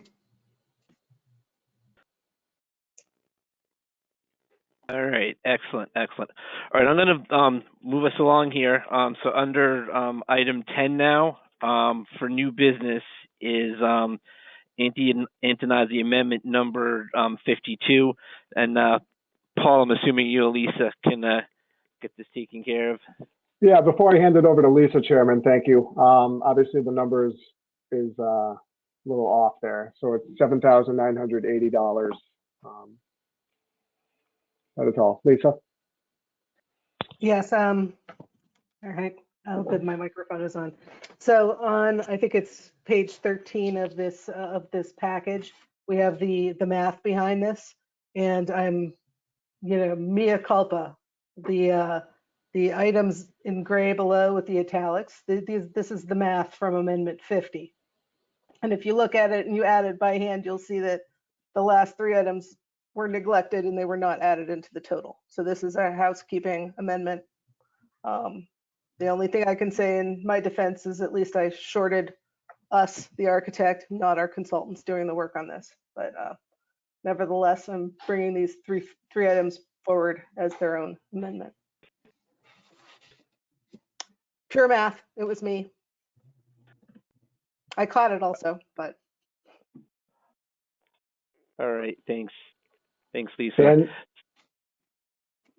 And me for that matter, Chairman.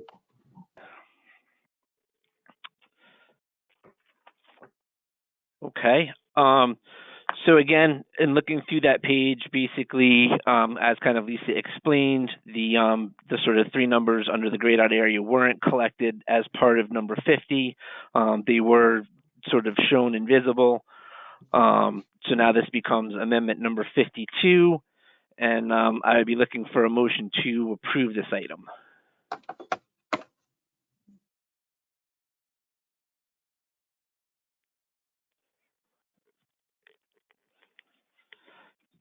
So approve this item for purposes of further discussion. So move, Janet. Thank you. Who's that? Sorry, on the second. Bob Shalou, second. Thank you, Bob. Discussion on this Antonazi Amendment number 52. Hearing none, all those in favor signify by saying aye. Aye. Aye. Aye. Any opposed? Hearing none, chair votes aye. Motion carries unanimously. Paul, I didn't receive anything or put anything together with regards to the commemorative plaque, so at this point, I think that might be something best left for either our January interim meeting or for discussion in February. Agreed. Okay, excellent. That brings us to item number 11, the adjournment. So move, Bob Shalou. Thank you, Mr. Shalou, seconded by Mr. Delapiano. All those in favor signify. Jack, were you seconding, or did you want to make a statement comment? I was seconding the motion. All right, excellent. Okay, all those in favor signify by saying aye. Aye. Aye. Chair votes aye. Motion carries unanimously, and we are off the clock at 7:24. Guys, if you're on building needs, please stay put. We're going to start as soon as possible. Thank you. This conference will now be recorded. Hey, good evening, everybody. I'm going to call the Building Needs Committee of January 4th, 2021 to order at 7:25 p.m. I'm Ken Poisson, 6th District Councilman and Chairman of the Building Needs Committee. Next item on the agenda is approval of minutes. I'll take a motion to approve the December minutes. So moved. Bob DiLorenzo. Second. Nice, second by Ron. Thank you, guys. Any discussion? Hearing none, all those in favor? Aye. Aye. Opposed? Chair votes aye. Motion carries unanimously. Item 3 is ongoing items. 3A is Board of Ed buildings. A1 is Stratford High Renovation Subcommittee. I'll turn it over to Alan Llewellyn. All right, before I get through the subcommittee report, I want to wish everyone a happy new year. Again, thank all the subcommittee members as well as the building needs committee members. I know sometimes these high school related discussions can get rather lengthy. So having just met, I just want to kind of touch on some highlights. There's a few turnaround items that we'll get to in a minute, but in terms of the photovoltaic, we learned tonight that there's going to be a phase 4, which is going to be the photovoltaic work by itself. The sort of rough plan on that is to get that designed and ready for bid over the winter, get it out to bid in March, and do the actual photovoltaic work for Stratford High over the course of next summer into September. And then our other big discussion item from tonight was related to the on-campus athletic fields, sparing everyone the details and minutia on that. CREC is going to be putting together a report for us for into the future, giving us some options for what our next steps are going to be. In terms of change order items, I got a few approvals to run through here. The first was change order request item number 276. This is for the VRF programming for the Y branches. This will take care of the VRF issues we're hoping over on the classroom building. I would move that we approve this and send to town council with favorable recommendation in the amount of $28,286. Okay, is there a second? Second, Ron Ticky. Okay, is there any discussion? Again, I think we were all just on the previous call, which is very helpful. Hearing none, all those in favor? Aye. And again, just for the record, Mr. Llewellyn, we're not paying for anybody's mistake, as was established at the prior meeting, correct? Correct. This is not considered rework. This will be subject to the same 60/40 reimbursement as many of our other change orders. Okay, any opposed? The chair votes aye, motion carries unanimously. Next item is change order request number 305. This was for auxiliary gym ceiling details. This included some reconciliations from allowances as well as prior bulletins, basically buttoning up the ceiling modifications at the auxiliary gym, which was our old main gym. I would move that this be accepted in the amount of $21,833. Second, Ron Ticky. Okay, is there any discussion? Hearing none, all those in favor?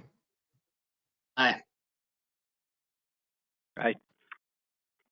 Any opposed? The chair votes aye, motion carries unanimously. Number 306, these were fire marshal requests for some modifications at the gym doors. I would move that we accept this in the amount of $2,010. Second, Len Petroselli. Okay, is there any discussion? Hearing none, all those in favor? Aye. Any opposed? The chair votes aye, motion carries unanimously. Okay, and our last item, not a turner item, but this was for Antonazi Amendment number 52. This is to cover some costs that had not been collected in Antonazi Amendment number 50, which is related to the design and monitoring of the roof decking. I would move that we accept this in the amount of $7,980. Second, Len Petroselli. Hey, is there any discussion? Hearing none, all those in favor? Aye. Aye. Any opposed? Chair votes aye, motion carries unanimously. Thank you, Mr. Chairman. Unless anyone has questions, that'll conclude my report for tonight. Thank you, Alan, for all your work with the Stratford High Committee and the building. It's coming along very nicely for the most part. Thank you. Thank you. Item A2 is open work orders for the Board of Ed. These were emailed to us ahead of time, as always, which is very helpful. Does anybody have any questions for Rich or Danny on Board of Ed open work orders?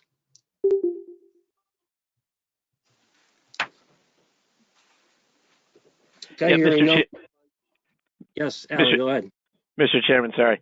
So just out to Danny and to Rich, I've noticed that on some of the buildings there are several items where they're over kind of a year old and outstanding. And I was just wondering if on some of those long outstanding items for next month we can just kind of get a plan put in place for when they're going to be resolved. I know those are usually, items that kind of go over 180 days are kind of challenge items for you guys, but I kind of would like to see a plan in place for getting some of the over 365 items addressed. Yes, we are working on that. This is Dan Wakeling. There's a bunch of them, especially at Benell, a bunch of heating issues. They were larger coils and things like that we were having problem getting access to. We're in there now. We have a contractor in there getting a lot of that work done. And over the next few weeks, while the kids are out of school, we're concentrating on getting as much as possible as done. And we are concentrating on the older ones also. Yeah, I heard it was a little chilly. I heard it was a little chilly at Benell, right, Dan? Yeah, we have a huge coil for the auditorium that sprung a leak. So that just came in. The contractor's changing that now. And we had a few other coils that we had to order for the ventilators in the classrooms, the unit ventilators. A lot of these items, these are 30-year-old units and the coils are starting to fail on them. So we order, 10 at a time and, change them as they go. But it's a challenge. Well, as always. Okay, any other questions on Board of Ed buildings for Rich or Dan? Okay, hearing none, we'll move on to 3B is the general town buildings. B1 is the open work orders for town buildings. That was also emailed out ahead of time, which is very helpful. Danny, I will say that that was one of the smallest lists I've seen in a long, long time. Well, thank you. But again, it's been a little challenging getting into the schools. So we concentrated on, what we can get done in the town buildings. So now that the kids are out until the 19th, we're going to try to concentrate on all the school work right now. So hopefully we can catch up on that. All right, sounds good. Any questions for Danny on town buildings? Okay, B2 is Booth Park buildings. Danny, has anything occur at Booth Park in the last month? Nothing really. Since we're not renting it out, we have work we're going to do in the dance hall, but we've been concentrating on other stuff right now. So we're going to get in there as soon as we get most of the school stuff done, and we'll get that work done. Okay, any questions for Danny on town buildings or Booth Park or anything? All right, Danny, as always, thank you very much. You guys are doing a great job. Oh, you're welcome. Thank you, Ken. New business, Renee, I believe we have some new business. Yes, we do. We went out to bid for some Baldwin Center alterations, renovations, whatever you want to call it. It's a plethora of items. And the bid results just came in. We've analyzed them, and we are recommending that the building needs, with favorable recommendation, recommend Olympus Construction for a total of $642,000 to do the project.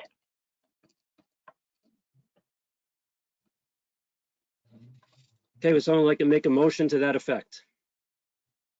Mr. Chairman, I would make a motion to accept. Renee, are there proposal numbers or town bid numbers associated with that work? That went out to bid, yes. There is a bid number for, let me see if I can find, I think it's 2021-21. Okay, then I would move that we accept and send to town council with favorable recommendation the recommended bid for project number 2021-21 to Olympus Construction in the previously stated amount. Okay, Second, Ron Dickey. Okay, thank you, Alan. Thank you, Ron. 642,000, correct, Renee? That is correct. Okay, is there any further discussion or questions? Renee, I just have a quick one. What's the rough timeline on that? this one is going to take a bit of time. I would say we probably aren't going to be able to start it for about 2 weeks or so. There's some asbestos abatement, so there's documents with the state that needs to be filed. So it's the abating that will probably consume the most amount of time. And then the rest of it will probably flow pretty quickly. I'm thinking we're probably looking 2 months, 2.5 months, which Okay, is a perfect time right now with it closed. Right. I was just going to say that building's not open currently anyway, so the timing is pretty good. Yeah, I mean, it's worth it to take advantage of the building being closed right now, because it would have been very difficult with it being in use to try and do any kind of abatement while keeping people safe and out of the abated area. The whole lower level has to be abated. Okay, any other questions? Okay, hearing none. All those in favor? Aye. Aye. Any opposed? Chair votes aye. Motion carries unanimously. Is there any other new business?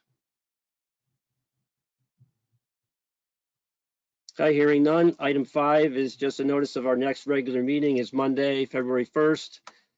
Special meeting, if needed, would be Tuesday, January 19th. And if you were listening to the Stratford High meeting, as we all were, Tim from Turner mentioned that there might be a need for a special meeting on Tuesday, the 19th. So just keep that in the back of your minds. I'll take a motion to adjourn. So moved. Second. Okay, before we adjourn, I would just like to wish everybody a happy new year and thank you all for your continued work for the town. All those in favor? Aye. Aye. Okay, the chair votes aye. Motion carries unanimously. We are adjourned at 7:38 p.m. Thank you very much, everybody. Happy New Year.